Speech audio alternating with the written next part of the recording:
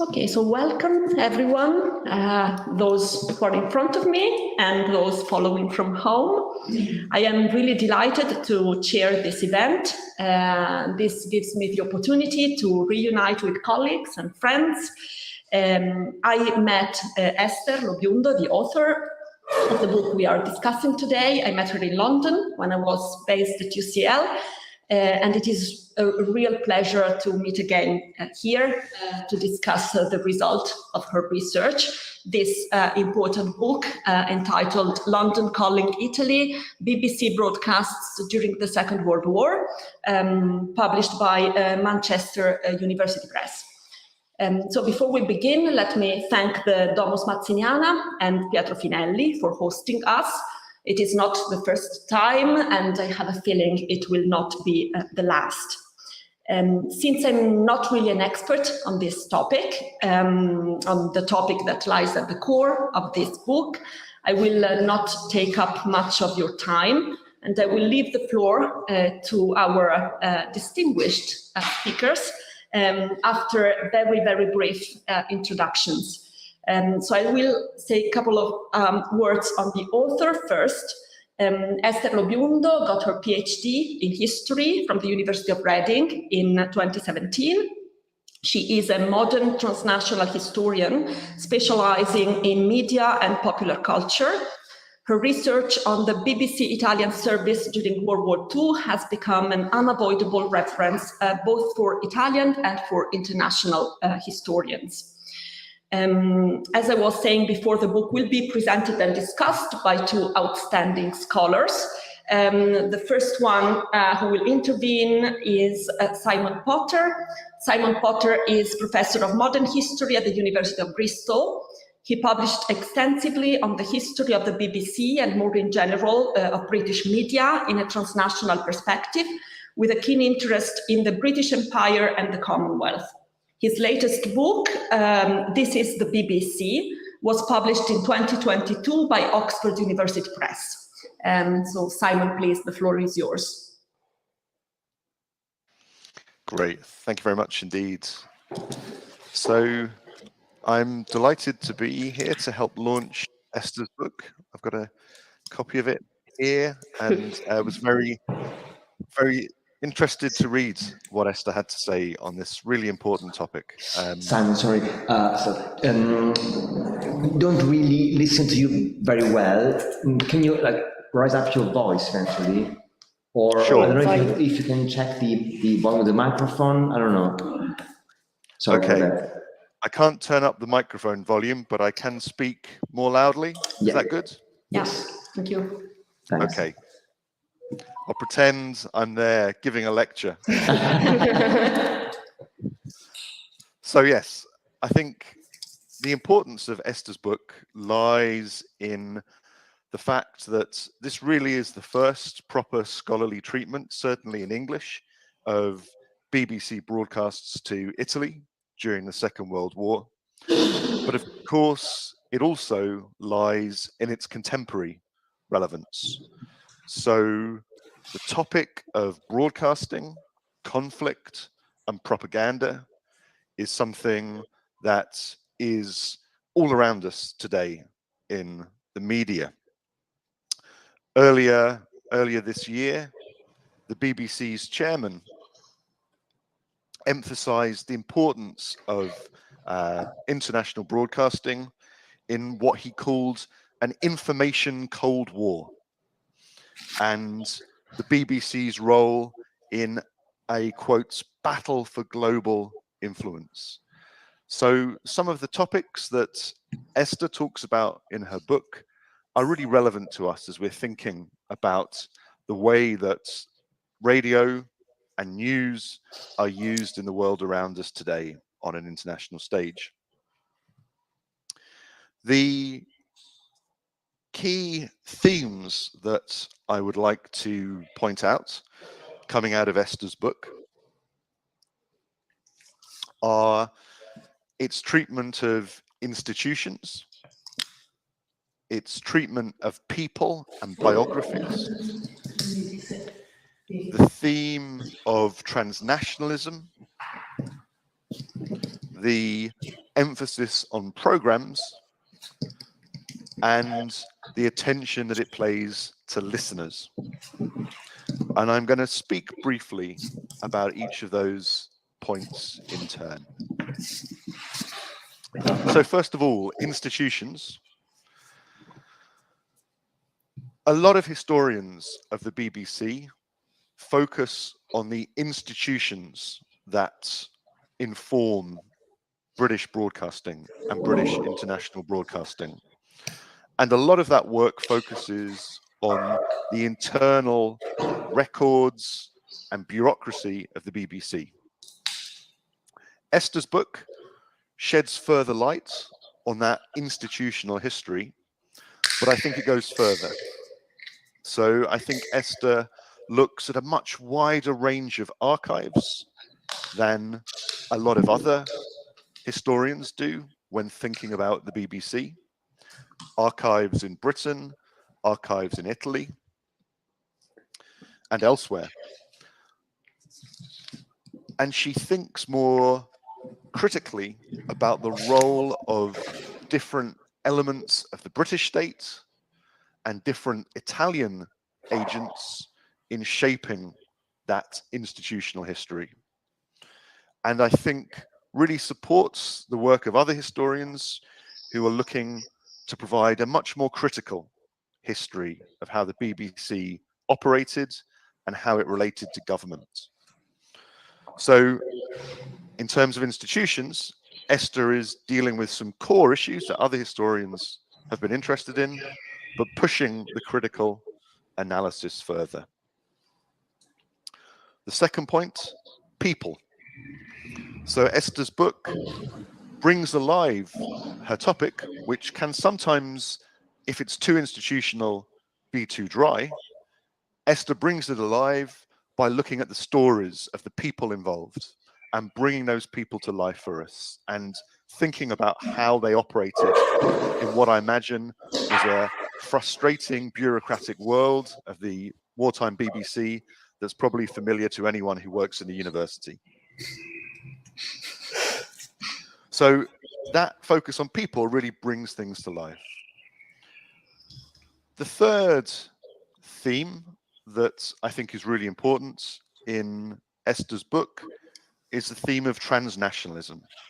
So Esther has responded here to ideas about the links between different places, between organizations in different countries, to show how ideas and practices and policies moved backwards and forwards between different locations, between Italy and Britain, and perhaps other ideas about broadcasting from other places came to influence this history. I think it's the paradox of a lot of work on international broadcasting that it's not very international. In the case of work on the BBC, it's really all about Britain. Esther's book is different. It is genuinely transnational and thinks about those connections in a way that few other studies do. So that's my third point, transnationalism. My fourth point, programs. Again, a lot of early work on international broadcasting paid very little attention to the programs that those broadcasts carried. And that was a reflection, I think, of the wider history of broadcasting of the period.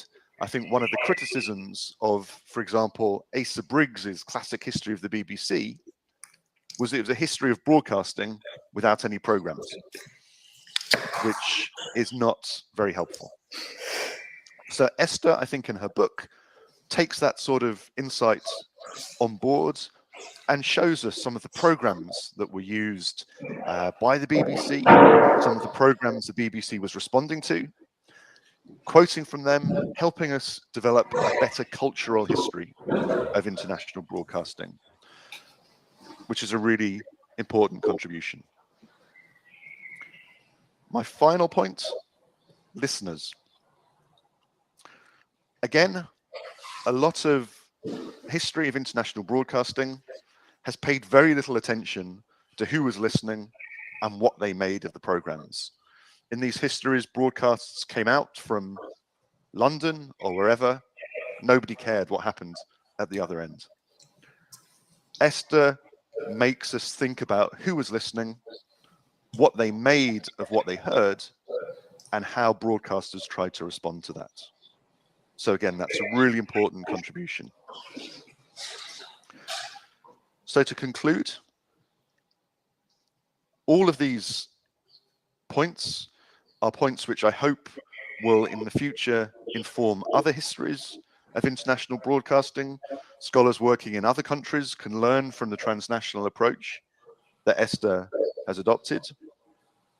And I think we're very aware of the role that radio continues to play in what I mentioned earlier has been described by the BBC's chairman as the information Cold War, which we're currently seeing.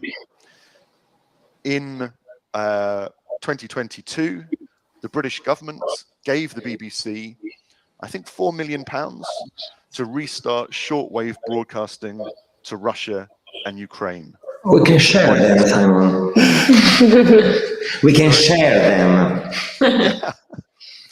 And these, I think it was a miracle that the Conservative government of Boris Johnson would ever give the BBC any money.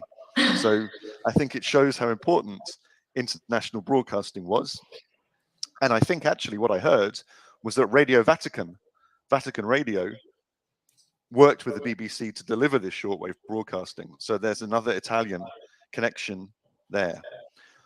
This month, the BBC announced that it was establishing a pop-up radio station for Sudan, for listeners in Sudan as the country approaches civil war. Again, using shortwave, the same sort of technology that the broadcasters in Esther's book would have been very familiar with. So these issues about radio, about shortwave, about the interests of state, geopolitics, about news, and about trust are still incredibly important. And I would encourage everybody to read Esther's book and think about some of those issues in the light of what she tells us about the Second World War. Thank you very much, Simon. I really think that you managed in a few minutes to highlight many important points of this book. And I will now very briefly introduce our second speaker. Arturo Marzano is Professor of History at the University of Pisa. His research and teaching focus on the history of Zionism, the history of the conflict in Israel-Palestine, the history of international relations between Europe and the Middle East. His latest book, Terra Laica, La religione e i conflitti in Medio Oriente, was published by Biella in 2022. And I will not even attempt to list all of his publications. It wouldn't make any sense. But in this context, it is worth mentioning at least his book Onde Fasciste, la propaganda araba di Radio Bari, 1934-1943, published by Carocci in 2015. Arturo, please. Okay, first of all, thanks to Thomas Marzignana, thanks to Simon, thanks to those who are here, and thank in particular to Esther, whom I know since long time. We first chatted, we talked on Skype more than 10 years ago. I was applying for PhD before I even started. Since the moment I thought that her research was very interesting. The idea of dealing with Radio Londra, BBC Italian service, something that is very known in Italy. Esther talks a lot in her book about the myth of Radio Londra, which is true. I mean, I guess that whoever is familiar with a bit of history of resistance, history of anti-fascism, knows Radio Londra. I will go back to this point at the very end of my brief speech. Let me first say that this is a very good book. It is very well written, but even more is very well structured. I like very much structures, and maybe it's my way of approaching life, but I like when you can really understand and the writer brings you along the book. So she always tells what she's talking about. Every chapter has a small introduction, a small conclusion, and this really helps in understanding what she's aiming to and in highlighting what she succeeds in demonstrating. And third point, it is very well researched. There are many archives from UK to the US to Italy. There are different sorts of archives, so the National Archives, but also, of course, the BBC archives, but also private archives of speakers of Italian anti-fascists who participate in the programs. Some are in Turin, in Florence, and also in Pisa, because Arnaldo Mogliano was among those who participated in the programs. And as Simon was mentioning, Esther gives life to the people who participated in those programs, and among them is also Arnaldo Mogliano. I think that there are two main aspects that I would like to focus on. The first one is the contributions of this book to the studies on radio, from a methodological and content point of view. And the second main way in which Esther contributes to this historiography is about fascism. So first of all, let me start with the radio.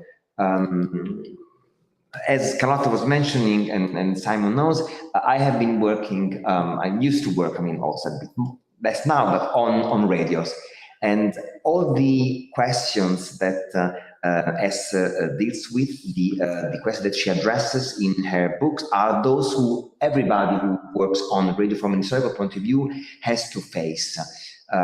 So she starts by saying that there are very few recordings, audio recordings of the radio.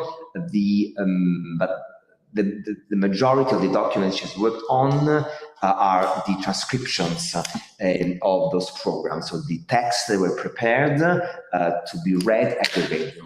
And this is the first problem. How can we deal with reconstructing a radio when you don't have the recordings? How can you highlight the tones? How can you make the reader understand when the speaker was highlighting, expressing a particular word? I don't remember where exactly, but Esther writes, she presents a text that was read by the speaker, and one of the words was written in capital letters to highlight that was a crucial word that we believe was supposed to be read and with a particular tone, but we don't know that. So how can you deal with that? And I don't know if you want to reply to this question. I mean, I don't think it is possible to reply, but this is quite important. Do you want me to? No, at the very end. Okay.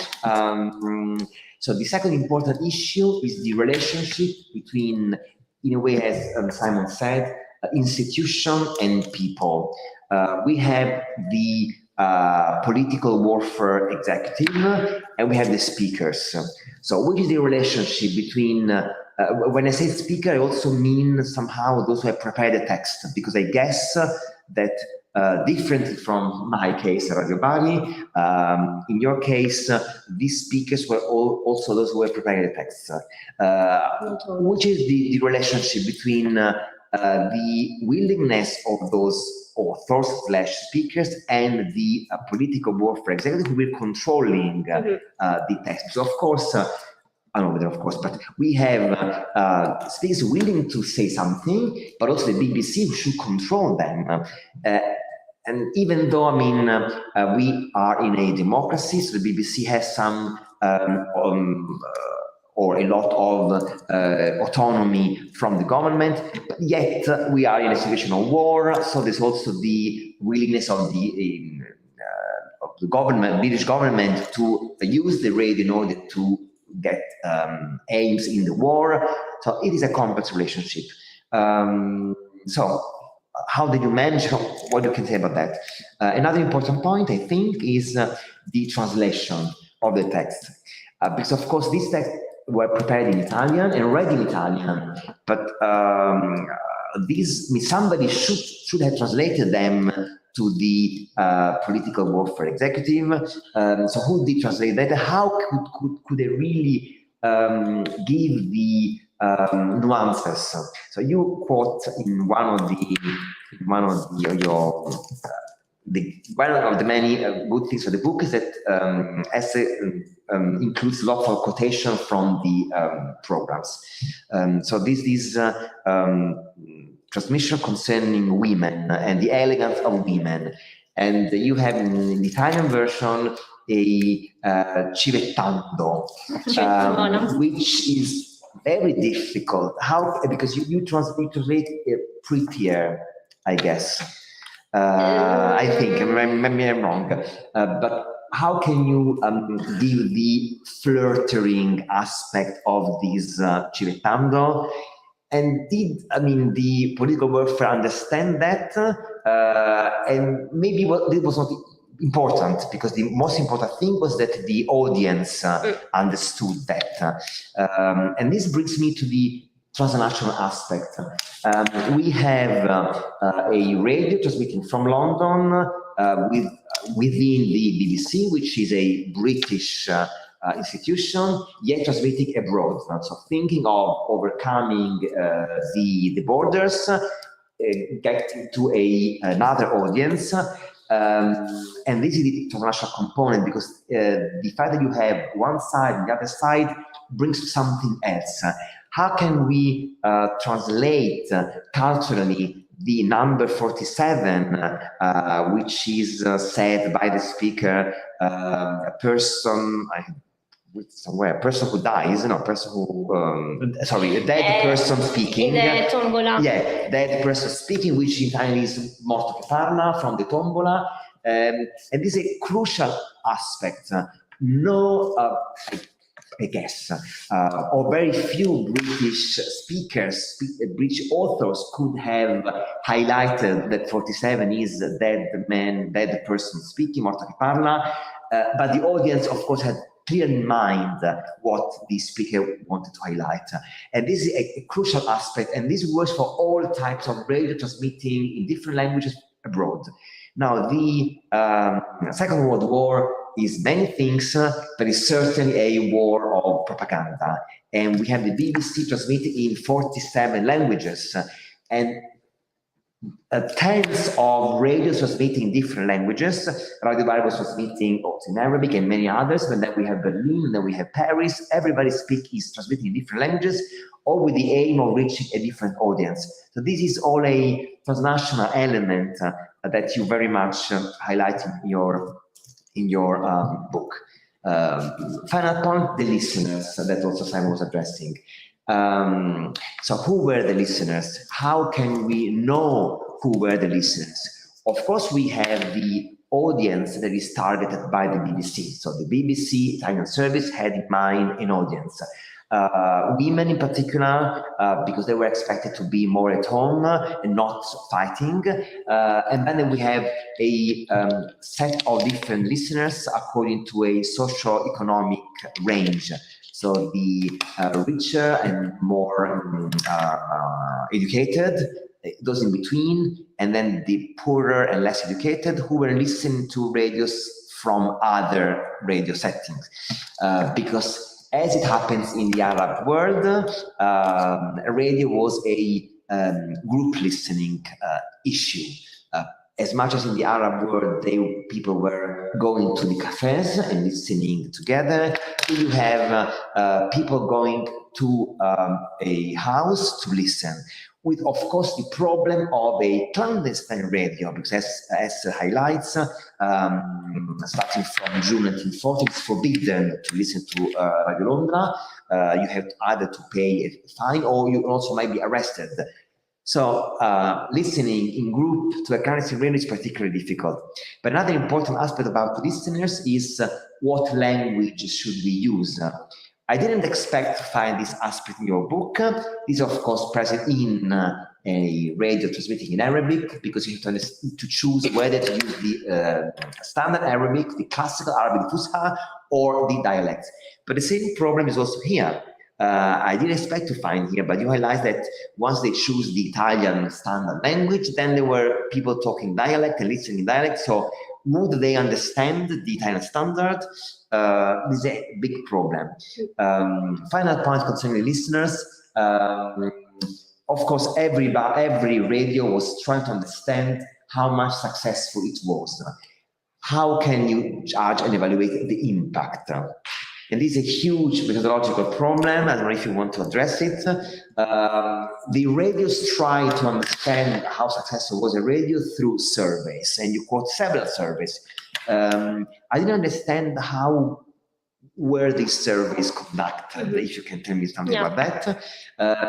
But another way to understand the impact is the letters coming from the listeners. This is something that also Radio Bari was present, people writing from the Arab world towards Bari/Rome. You have lots of letters coming from different listeners. I think you mentioned that there are 4,000 letters that arrived, but not all of them are in the archives. No, not at all. Just a very, very tiny. So one question is, I have a question concerning the censorship.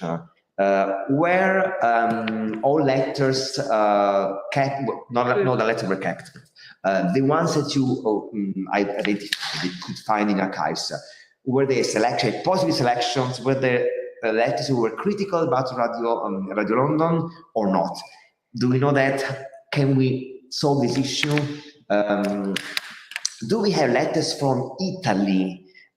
You have letters from Malta, a letter from Lugano, letters from somewhere else, but the majority were, I guess, from abroad Italy. So depends on the phase, yeah. Is it a problem to understand the impact of Radio London? Can we overcome this problem? Can we avoid this issue and just say that the impact was still good according to these letters? I don't know. So these are all the questions and issues that Esther addresses concerning radio. But I also think that the value of this book is related to how much this book tells us about fascism. And I think there are some points, some contribution. I don't know how much you were thinking or you were aiming at contributing concerning fascism. I guess you were, but certainly this book is useful to highlight some problems. So first of all, I think that, first of all, let me say something that concerning how relevant has been Radio London for Italian history in general. Two words became of common knowledge from Radio Londra, the term Repubblichini, which Umberto Calosso, which is one of the speakers, speaker/author.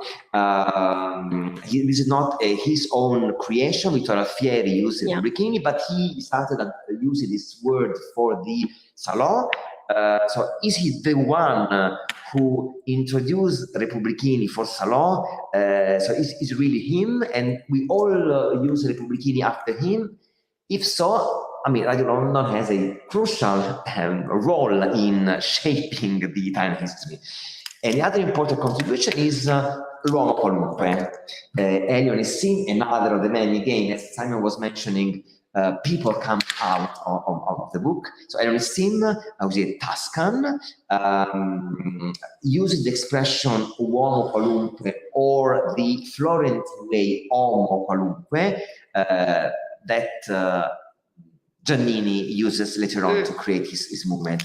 So again, this is another contribution that Radio London gives to Italian history. Then 3 points concerning fascism. The first issue is the very complex definition of anti-fascists. So what does it mean to be anti-fascists? Elionissim writes, we were anti-fascists, but not brave, neither brave, not heroes, we were just ordinary men. So what does it mean to be anti-fascist? Do you need to be heroic to be brave, to be anti-fascist, or is it enough to be ordinary men? But what does it mean to be ordinary men? But then you have anti-fascists who were not anti-fascists all the previous decades, for the 2 decades. Ruggero Orlando had been working for EIAR, for the fascist radio, until the very beginning of the war, and then changed. How can we define him to be anti-fascist? I mean, he was not anti-fascist before. Arnaldo Momigliano basically replaces Gaetano De Santis in Rome, because Gaetano De Santis doesn't pledge loyalty to fascism, so he basically is kicked off. Arnaldo Momigliano does pledge loyalty, and he enters the university. Is Arnaldo Momigliano an anti-fascist? To what extent he is, but it's a crucial issue because everybody was anti-fascist in 45, and I think this is really something we should reflect on. Then Petrone was among the speakers, but he was part of the Obra, maybe until the very end, even while. So this gives us, it highlights how difficult it is to set the lines and the borders. Another important element is the relationship between UK and Italy.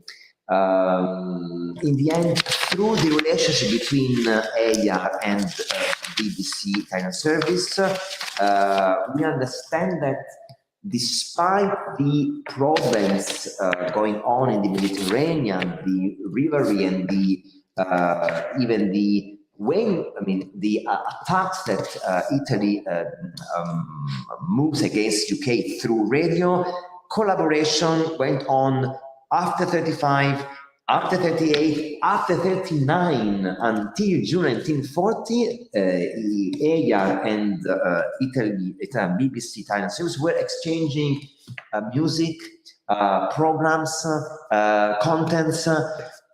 So again, it's a bit more complicated to say that the relationship between Italy and UK jeopardized after 39, because we have this. So this highlights the complexity of relationship. Another important element is very important, I think, is the self-absolution of that all Italians gave to themselves. Because they were not bad. The bad were the Germans, the Italians were good, and I'm of course referring to Cardi.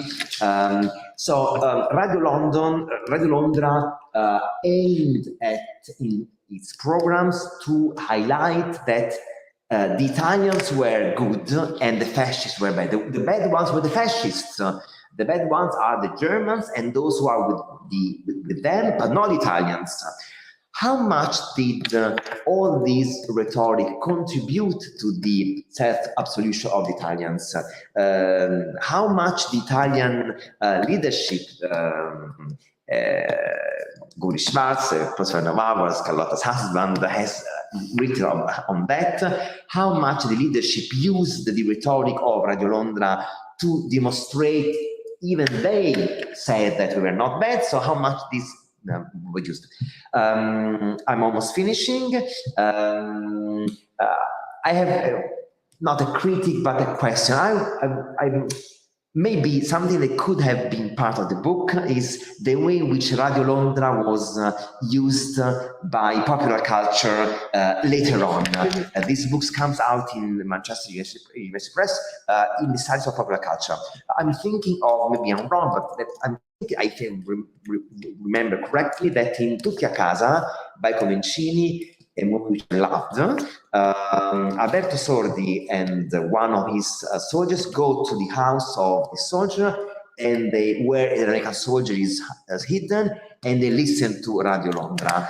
So I think that the popular culture contributed a lot to the construction of the myth. Why didn't you address this? Was it a bit too much? Are you thinking to address this in a publication in the future? Because this would help in understanding how much the myth of Radio Londra was built even after the end of the war. Thanks, Esther. Okay. Thank you, Arturo. Yes, I think you already have so much on your plate, Esther. So I was also going to just ask you about, but really you already have so many questions. But I'm just curious about this question of the myth of Radio Londra. But I also think that writing a book on the BBC Italian service on Radio Londra is very, very different from sort of writing a book on the myth. I mean, the methodological tools that we use are also very, very different. The sources are very different. So it would have been probably, if not impossible, very, very complicated to just keep the two issues together in one publication. But it's definitely striking the fact that the myth of Radio Londra is indeed linked to the myth of the Good Italian. If you decided to sort of address this issue in a future publication, would be really happy about it.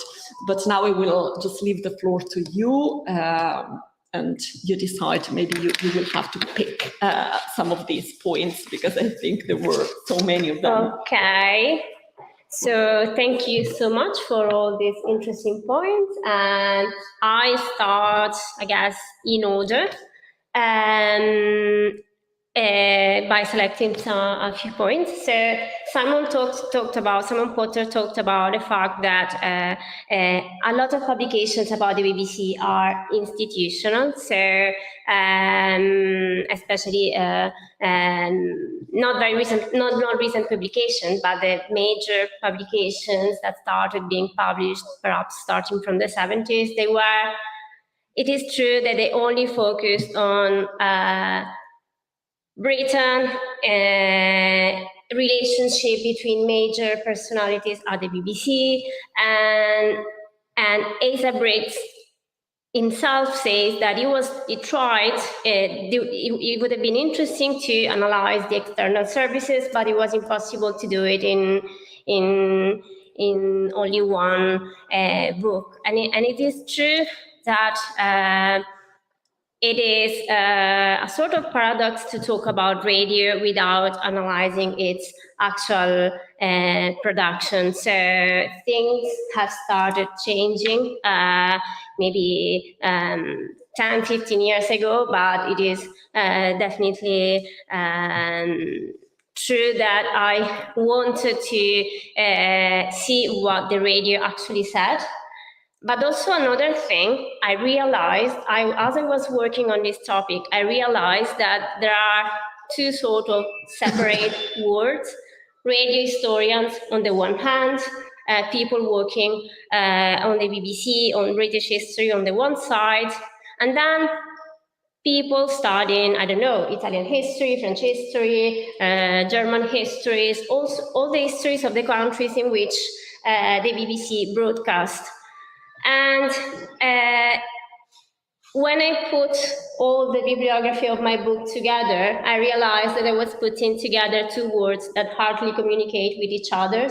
Studies like Elwood, Pavone, Focardi, with the studies of radio historians. And when I went in a lot of conferences, I was asked, oh, really? Did the British have this sort of dual role of occupiers and liberators? I had no idea. Whereas people started analyzing the British role during the Second World War from this perspective already in the 70s. And I think of Pavone, Elwood. So it was very interesting for me to put these two words together. So not only institutional history, but also different traditions and historiographical schools together and that was very important for me to do this in this project. And then, yes, transnationalism. It is true that these days, because in the academia, like in any other world, sometimes there are some concepts, ideas, or trends of research that are more fashionable than others. So whoever works on international history says, oh, I'm doing transnational. But it is not always true. Sometimes international and transnational are not exactly the same things. And my research, and this is also a partial answer to one of Arturo's questions, is transnational in many ways, not only because it's a radio that doesn't broadcast nationally, but there is this. The borders make no sense anymore in transnational broadcasting, but also because if we apply the concept of state and nation to transnationalism, and if we think about the fact that these Italians working for the BBC were the expression of a national identity, Bush House itself, the building where the BBC was based, is a building of transnational exchanges, and actually other BBC historians have already said so, and I only realized that I was applying this category to my own research as well. I found myself doing the same, analyzing these sort of interactions. And so in terms of how do we study a radio, which if we cannot listen to the radio recordings, like Arturo said, it's challenging. That's the main challenge. The only surviving recordings are at the British Library. There are 7 or 8, something like that. It's even difficult to access them, and at least when I started, it was even because the interest in radio and its archive is so recent that sometimes even in major institutions like the BBC or the BBC Britain Archive, the British Library or the BBC Britain Archive Centre 10 years ago, now things have changed. They were not even so aware of what they had. So, but yes, apart from that, there are only 7, 8 recordings, so it's very difficult you cannot really rely on them, so you need to rely on transcripts. And there are many issues. The issue of the how to interpret them, and it is true. This was my own interpretation. Why did I came to the conclusion that capital letters meant that speakers were supposed to read the sentence really aloud? Simply because it was a program about El Alamein and soldiers who were, Italian soldiers who were abandoned in El Alamein by the German troops. And there is this question, Italiani siete stati abbandonati, and da chi? And dai tedeschi, by the Germans, is written in capital letters. So I only made an assumption, but I'm aware that this is my assumption. We can also try to understand how these transcripts were read, because there are notes and indicating where the accents, where the stress were supposed to be while reading the text. But we can also assume that maybe there were also some speakers who were not Italians of origin, so we don't know why we had that, but we can only make assumptions. There is another problem, though, is the fact that how do we know whether a program was broadcast or not? Maybe someone wrote a program and then it wasn't broadcast. Well, there is this risk. But because the BBC Britain Archive Centre, at least for the Italian service, is quite comprehensive, they have a lot of programs, it's not a big issue at all, because we can still get an overall idea of the sort of propaganda line and concepts and programs that were broadcast. And this brings me to the relations between institutions and people. And so these programs, were they written independently from the broadcast, by the broadcasters, by the Italian broadcasters? Well, it's not so simple. First of all, and Asa Briggs also says so, the relationship between people in each service were different. So people in the German service, for instance, weren't trusted so much. In the Italian service, in the French service, they say that, people were more trusted, the French were more trusted, but the issue of the French service is completely different. But in the Italian service, I noticed that there was this sort of dual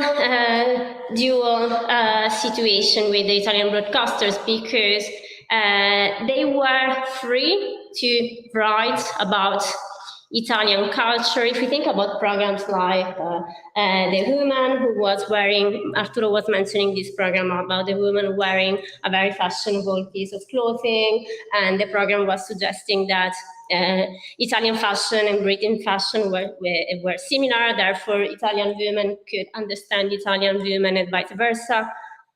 If we think about these kind of programs and of these kind of aspects, yes, BBC broadcasters were quite free to write on the content independently.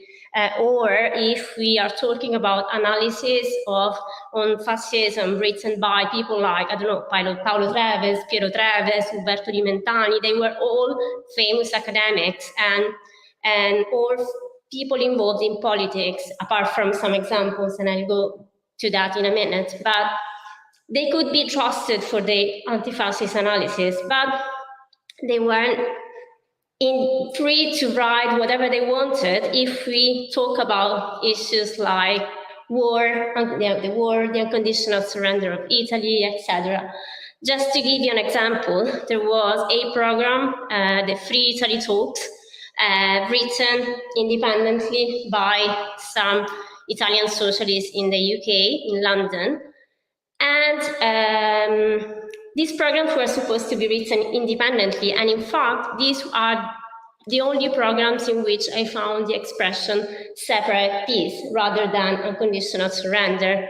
At the same time, the movement had some trouble. I found correspondence between the BBC and Colonel Stevens, who was one of the most famous broadcasters of the BBC Italian service. And he seemed to side for the Italians a lot.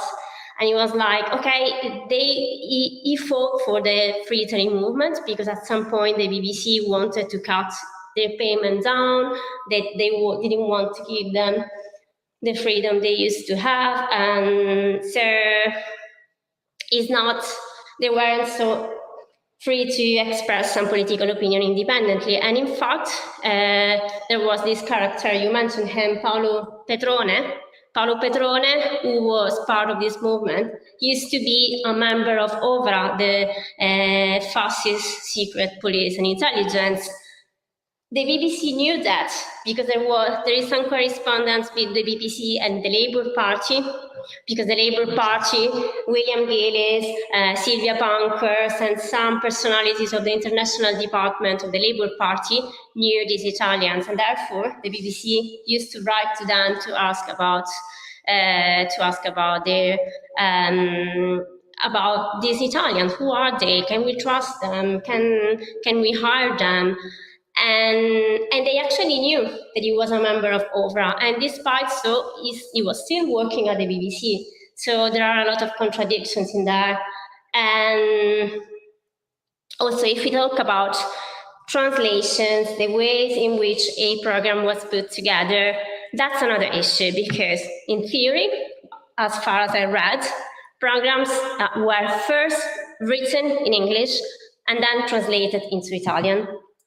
But I'm assuming this doesn't apply for all the programs, because if Paolo Treves writes a program about Italy, I'm sure he wrote it in Italian first. Even though, despite so, the translation process is difficult to understand because I only found the transcript in Italian with a few exceptions. So the majority of the translations from Italian into English are mine. So, and I agree, it was difficult to translate some concepts. It was very difficult. I mean, how can you, an idea, I mean, because translation is not just a matter of putting something from a language into another, it's a matter to making a joke that makes you love both in Italian and English, you need to take into account cultural differences too. And at some point, the BBC, especially at the beginning, I found some correspondence in which some editors say, oh, there are some translations that don't really work, we need to pay attention to that. But other than that, I didn't find much. So that's another thing that would be interesting to analyze more in depth, but it's not possible from what I saw in the archives. And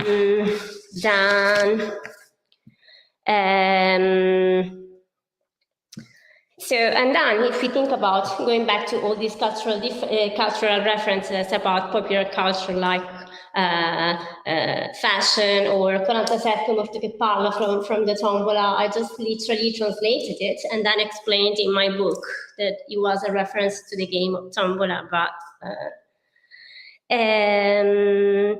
then you were referring, I hope I'm going in order, I'm trying to, you were referring to the fact that there were many radios broadcasting a different sort of, in reference to the translations. It's true, there were many radios broadcasting concurrently from many countries, and we also need to consider that when we buy a newspaper, we go to a shop, we buy it, and we know exactly what we are reading, who made it. With radio broadcast, that was impossible. Sometimes there were some people listening to a radio without realizing whether this was actually broadcast from Italy, from another country. There were people who were able to listen to Radio Londra from Africa, and that's another problem that is linked to the audience, and we'll go back to that in a minute. And this means that there was also something called black propaganda. So people trying to, let's say I'm British, I'll set up a program in German. I pretend to be German, a member of the Nazi regime, and I broadcast to Germany. Some people will perhaps listen to my programs without realizing that I'm not an actual German radio, and vice versa. There was all sort of, there was stuff like that. Language is also linked to who can actually understand the BBC, and this is connected with the topic of audiences. It is true, we need to consider that, as we are all aware, if people started learning Italian after television, after Rai started broadcasting, and many people didn't know how to speak in standard Italian. So, and this has a lot to do with the reception, because people were listening to the BBC in groups, and people were talking about the BBC at bar. So perhaps I'm a wealth person who can own a radio set, and I listen to the radio even though it's illegal, and then I go to the bar and I secretly talk about a program I've heard, and I tell someone else this. So maybe this person doesn't understand Italian standard by radio, but maybe is talking to someone else who is explaining what he has heard. It's complicated, the ways in which this information circulates. And in this surveys, in this BBC surveys, I found references to expressions like going to the station, the angel voice. These were all expressions that Italians were using to talk about the BBC in public places because they couldn't. So they were like, oh, you know, I've heard the angel voice, or I had a dream last night, and they were talking about the BBC. And audiences. So how can we make sure we have good qualitative and quantitative information about audiences? First of all, these BBC surveys were made by interviewing British who had been in Italy, like they were war prisoners, or for some reason they were in Italy, and then they managed to go back to the UK, and they were simply giving this information. So again, how is this reliable? And they also talk about percentages of listeners. They talk about, but how can we make sure these percentages are reliable? We literally have no clue. And the letters. there were supposed to be around 4,000 letters, but I found only a tiny proportion. And surprisingly, or maybe not, all of them are positive. All of them talk about the BBC in a very good, nice way. Oh, thank you for your information. Thank you for your programs.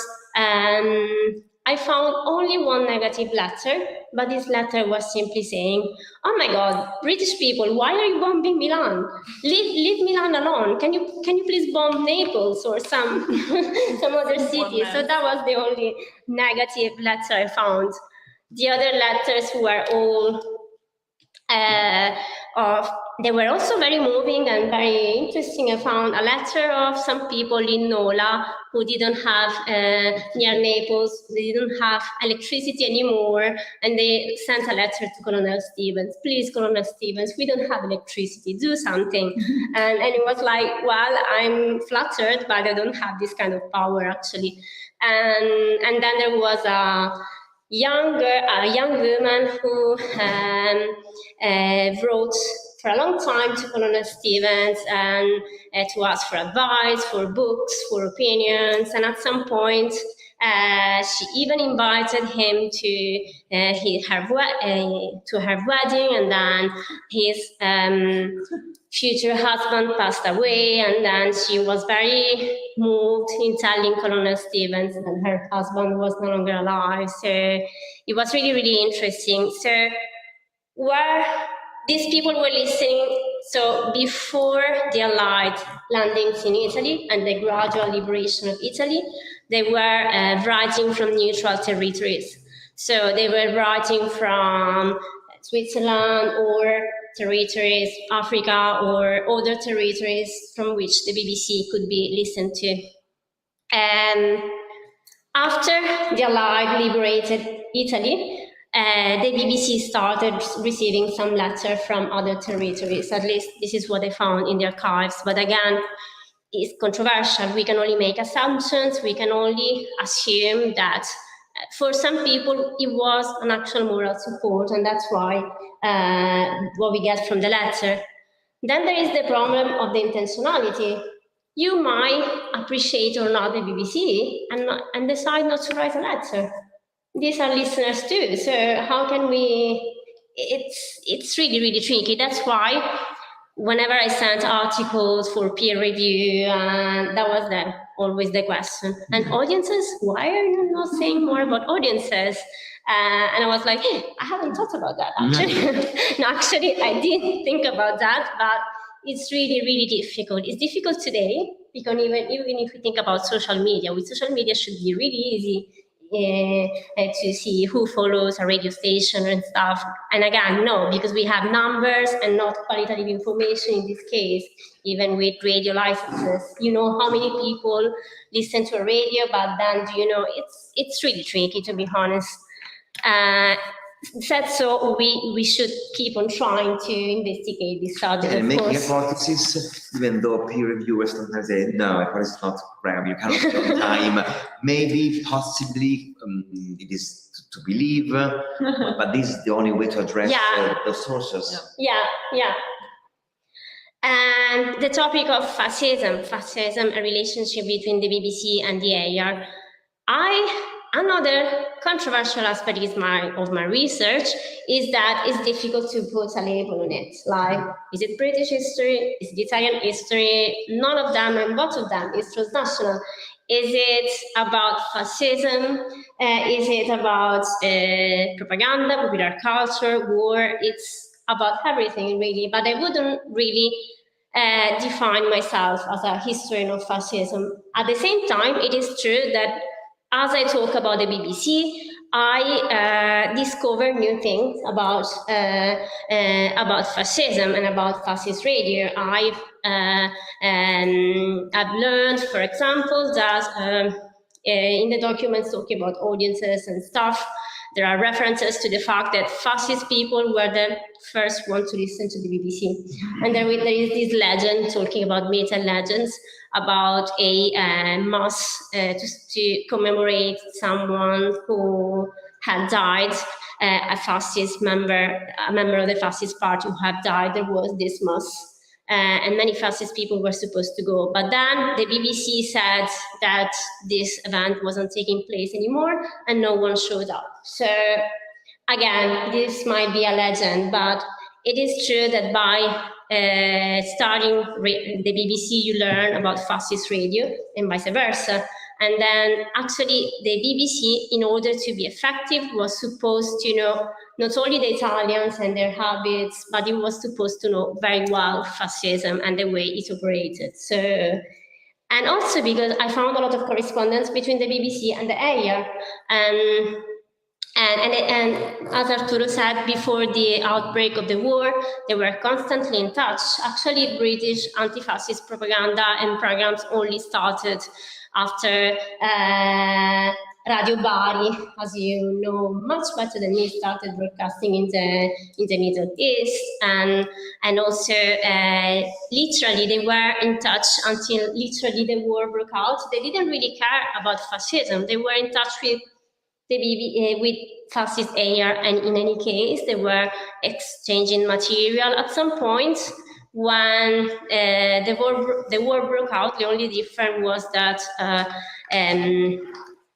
the EIAR said, oh, listen, we used to exchange programs for forces as well, for the army. Maybe now that there is a war, we cannot exchange this kind of programs anymore. But until the war, Italy actually entered the war, they were constantly in touch to exchange music and stuff. And I'm actually curious to know what happens after the war, because I found letters from 1946 as well. So I would be very curious to know how this correspondence and exchanges continued in the post-war decades. And the aspect of self-absolution. Do you have time to address? Yes. So self-absolution and the legacy. It is true, as Filippo Focardi said in his Il cattivo tedesco and Il bravo italiano, the bad German, the good Italian, says it very well. I only focused on radio. I talked about propaganda in my first chapter, but I haven't analyzed in depth other forms of propaganda. But Filippo Focardi says, yes, the Allied forces contributed to this myth of the good Italian and the bad German. And Radio Londra, it is one of the reasons why there is this sort of self-absolution. But this tells us a lot about the myth of Radio London itself, because if you think about it, it was the BBC broadcasting, and the broadcasters weren't even so free to work on the political content of the programs. Yes, they were all intellectuals, but they weren't doing anything highly intellectual at the BBC. They were just speaking as ordinary men to other ordinary men. But that's perhaps what was their strength. They were human beings, understanding a lot about politics, of course, but talking about their experiences. And I've lost what was it? Sorry. So, yes, they were ordinary people talking to other ordinary people. And the fact itself that Italians feel self-absorbed, because there was also Radio Londra and the resistance, but and also the other contradiction is that the BBC contributed to this myth while concurrently bombing the Italians, asking for an unconditional surrender. So this is one of the many contradictions of the Second World War. Did Filippo Focardi quotes Radio Londra? Does he refer to the contribution of Radio Londra, or he refers to it? Then he doesn't analyze the archives, etc. But he refers to it, and he refers to the British propaganda in general that contributed to this idea of the good Italian. And actually the BBC said, okay, Italians, if you don't support the fascist regime, you will receive a better treatment. We are friends. We have a lot of in common. Think about Mazzini, think about Garibaldi and our lasting friendship. And in fact, they talk about the resistance as a second risorgimento. They called the partisan patriots. And so they do have a lot of references to what they have in common, both historically and in ordinary lives. So, and this definitely contributes to this idea that Italians are different. And actually, the Italian broadcasters felt betrayed about that, because at some point they said, okay, we continue to say that if the Italians don't support the fascist regime, they will receive a different treatment, a better treatment. But actually, this is not happening. So how can we still say that? And Colonel Stevens, again, who was always siding for the Italians, brought this point to his colleagues at the BBC. So yes, it did contribute to that. And I have a few other points. Fascism and anti-fascism. Yes, that's another thing why there is a myth of Radio London as the voice of resistance. But actually, for the BBC, and in general, I would say also in the resistance, there are different in the resistance there were Catholics, there were right-wing people, there were people who were against fascism. And if this is true for the resistance movement itself, this is even more true for the BBC. For the BBC, an anti-fascist was literally someone who was against the fascist regime. So it didn't have really any political connotation. So that's why if we think about the legacy and the reappropriation of Radio London by a certain kind of people with some political ideas, it's definitely true that there is something in this legacy that tell us a lot, that myth travels more than truth. Said so, and I agree with both of you. The legacy hasn't been investigated that much in this book. I refer to some traces of the myth of the BBC in contemporary society at the beginning, when I say that BBC is always mentioned by Ampi, when I mention the games, Radio Londra, Ora è sempre Resistenza, but then at the end, in my conclusion, I leave it as a sort of open question. So I talk about the legacy, and I talk about the fact that I would like somehow to investigate what happened afterwards, because the BBC broadcast until the early 90s, and when Margaret Thatcher decides to shut down the many European services. But it was a deliberate choice, because that's another project. I could have made some references to a couple of two other things just to say, okay, I've done it. But that's literally another project. And when a topic is so controversial, when its sources are so difficult, I think the most important thing for me is to start from the archives. Because when you start thinking even about oral history interviews, at a conference I was asked, did you think about interviewing someone from AMPI? And I was like, no, I don't want to interview someone from AMPI. If I interview someone from AMPI, then I want to interview, and not because I don't share their ideas, of course I share them. If I interview someone from AMPI, I won't have a genuine idea and image of what happened. I want to interview ordinary people. I want to interview someone who today called himself a right-wing person, but perhaps back then listened to the BBC. And even if you think about diaries, I'm sure, I haven't done it, but I'm sure that I actually was asked sometimes, do you want to analyze some literature, diaries, memoirs? I do analyze the memoirs of the broadcasters, but then if I do start analyzing memoirs in general, I won't really have an objective or even the legacy and the myth cannot be objective, of course. But it's literally another topic. It's literally another project. There is a variety of aspects that you need to take into account. That for me, it was much more important to start from the actual archives. But what I say and what is that the myth starts there during the Second World War. We don't have to wait for the following decades to analyze this legacy and this myth. And these documents talk about the angel's voice, the fact itself that all these letters tell us a lot about this myth already during the war. So it was born there.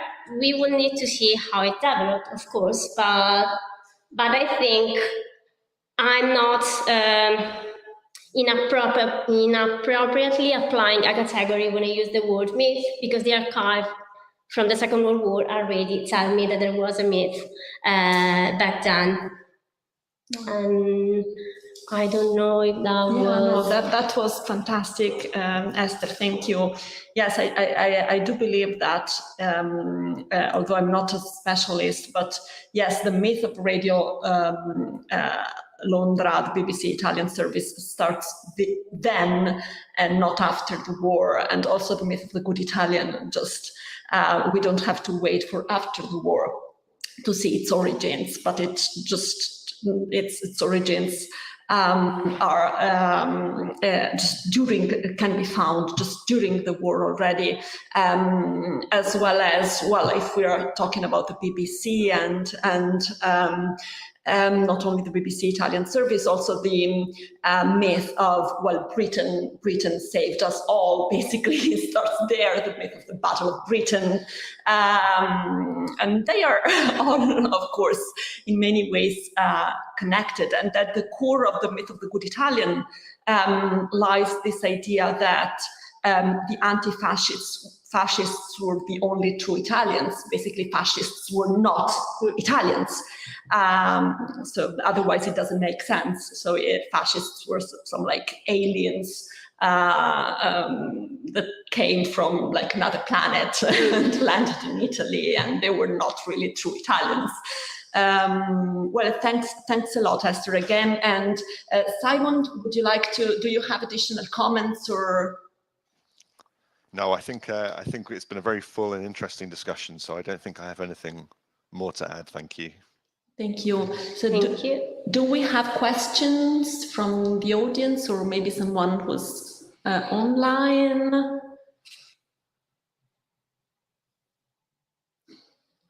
Okay, so I think we can just close here this discussion, and thank you, Simon, for joining us, and thank you, Esther, for coming. Thank you both. Thank to the names Mazziniana. Perfect. Yes, and the members of the audience. Thanks to the audience. Thanks, Simon. And I think we can close the streaming. Okay. Bye, Simon. Bye, Simon. Bye.